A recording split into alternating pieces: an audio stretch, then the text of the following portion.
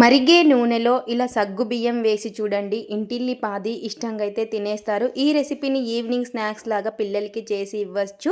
చాలా ఇష్టంగా అయితే తినేస్తారు. మరి మరిగే నూనెలో సగ్గుబియ్యంతో రెసిపీ ఎలా ఏంటనేది మీకు చూస్తేనే కదా అర్థమవుతుంది. లేట్ ఎందుకు, ఇంకా వీడియోలోకి వెళ్ళిపోదాం పదండి. ఒక మిక్సీ జార్ అయితే తీసేసుకొని అందులోకి ఒక స్పూన్ అంత జీలకర్ర అయితే వేసుకోవాలి. అందులోకి కొంచెం కారం, స్పైసీని బట్టి కారం అనేది వేసుకోవాలి. రుచికి సరిపడినంత ఉప్పు. ముందుగా మిక్సీ అయితే పట్టేసుకుందాం. అలాగే ఇలా మిక్సీ పట్టేసుకున్న తర్వాత జీలకర్రను వచ్చేసి అంత మెత్తగా మిక్సీ పట్టేసుకోకూడదు. అలాగే కొన్ని వెల్లుల్లి రెబ్బలు కూడా వేసుకొని మరొకసారి తిప్పుకుందాము. ఇలా ఈ విధంగా బరకగా పట్టేసుకోవాలి. ఇలా పట్టేసుకున్న దాన్ని పక్కనైతే పెట్టేసుకుందాం. ఇంకా ఇప్పుడు ఒక కడాయి అయితే పెట్టేసుకొని అందులోకి డీప్ ఫ్రైకి సరిపడినంత నూనె అయితే వేసుకొని నూనె బాగా వేడెక్కిన తర్వాత ఇందులోకి సగ్గు బియ్యాన్ని అయితే వేసుకోవాలి. కొన్ని వేసుకుంటూ మనకి ఎన్నైతే కావాలో అన్నీ ఈ నూనెలో డీప్ ఫ్రై మీడియం ఫ్లేమ్లో పెట్టేసుకొని డీప్ ఫ్రై చేసేసుకోవాలి. ఒక 2 నిమిషాల పాటు వేయించేసుకుందాము. చూసారు కదా, మనకి అవి ఎంతకవే పైకి వచ్చినట్లు అవుతాయి.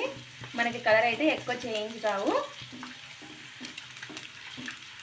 ఇలా ఈ విధంగా ఒక 2 నిమిషాలు మీడియం ఫ్లేమ్లో పెట్టేసుకొని వీటిని ఫ్రై చేసేసుకోవాలి. ఈవినింగ్ స్నాక్స్ లాగా పిల్లలకి చేసి ఇవ్వచ్చు. చాలా ఇష్టంగా అయితే తినేస్తారు. ఇలా ఈ విధంగా బాగా ఫ్రై చేసేసుకున్న తర్వాత వీటిని తీసేసుకుందాం. చూసారు కదా, ఈ విధంగా ఉండాలి. ఇలా ఉన్న వాటిని ఆయిల్ అంతా పోయే వరకు పెట్టేసుకొని తీసేసుకుందాము. ఇలా ఈ విధంగా అన్నీ కూడా తీసేసుకోవాలి. అలాగే మరికొన్ని అయితే వేసుకుందాము. ఇలా మనకి ఎన్నైతే కావాలో అన్ని ఈ విధంగా వేసేసుకొని ఫ్రై చేసేసుకోవడమే.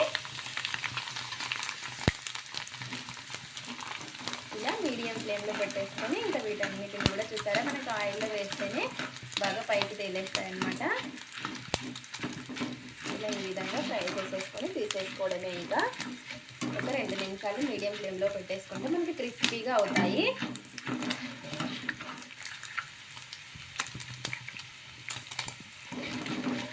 ఇంకా ఇవి కూడా తీసేసుకుందాం ఇప్పుడు. ఇలా ఈ విధంగా అన్నీ తీసేసుకున్న తర్వాత అలాగే అదే కడాయిలో కొన్ని అటుకులను అయితే వేసుకోవాలి. ఈ విధంగా అటుకులను కూడా ఫ్రై చేసేసుకోవాలి. ఇలా ఈ విధంగా అటుకులను కూడా ఫ్రై చేసేసుకొని తీసేసుకుందాము. ఇవి కూడా ఇంకా ఆయిల్లో నుంచి తీసేసుకుందాము.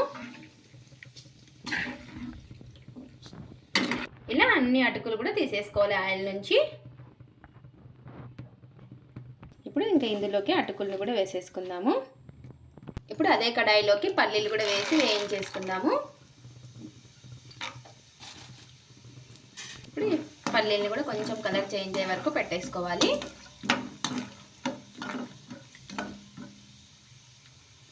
ఇలా పల్లీల్ని కూడా కొంచెం బాగా డీప్ ఫ్రై చేసేసుకోవాలి. మీడియం ఫ్లేమ్లో పెట్టేసుకుంటే పల్లీలు కూడా బాగా వేగిపోతాయి లోపల. ఇలా వేగిన ఈ పల్లీల్ని ఇంకా తీసేసుకుందాము.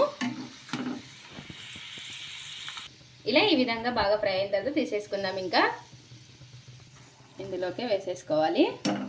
ఇలా అన్నీ కూడా తీసేసుకొని అదే కడాయిలో లాస్ట్లో కొంచెం కరివేపాకు అయితే వేసుకున్నాము. ఇలా కరివేపాకును కూడా ఫ్రై చేసేసుకొని తీసేసుకోవడమే. ఇంకా కరివేపాకును కూడా తీసేసుకుందాం. ఇంకా ఇలా అంతా కూడా తీసేసుకున్న తర్వాత ఇప్పుడు అన్నీ కూడా ఒక బౌల్లోకి అయితే వేసేసుకుందాము. ఇప్పుడు మనం కలిపి పెట్టేసుకుందాం కదా, ఇదంతా కూడాను వేసేసుకుందాము. ఇప్పుడు ఈ వెల్లుల్లి కారం దీనికి బాగా కలిసేలాగా కలిపేసుకుందాము. కొంచెం చల్లారిన తర్వాత ఇలా చేత్తో అనుకుంటే మనకి అంతా కూడాను కలిసిపోతుంది. కొంచెం లైట్గా పసుపు కానీ మొత్తం కూడాను బాగా కలిపేసుకోవాలి.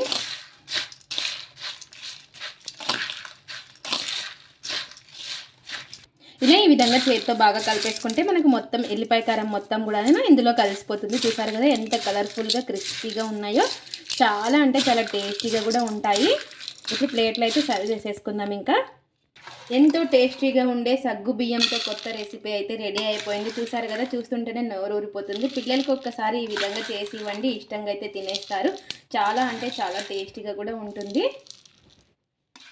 ఇది ఫ్రెండ్స్ ఇవాల్టి వీడియో. మా వీడియోస్ కనుక మీకు నచ్చినట్టయితే లైక్ చేయండి, షేర్ చేయండి, కామెంట్ చేయండి, సబ్స్క్రైబ్ చేసుకోండి. స్కిప్ చేయకుండా పూర్తి వీడియోని చూసిన ఒక లైక్ అయితే చేయండి. సగ్గు బియ్యంతో కొత్తగా ఇలా ట్రై చేసి ఎలా వచ్చిందో కామెంట్ అయితే పెట్టండి. Thanks for watching. Bye bye.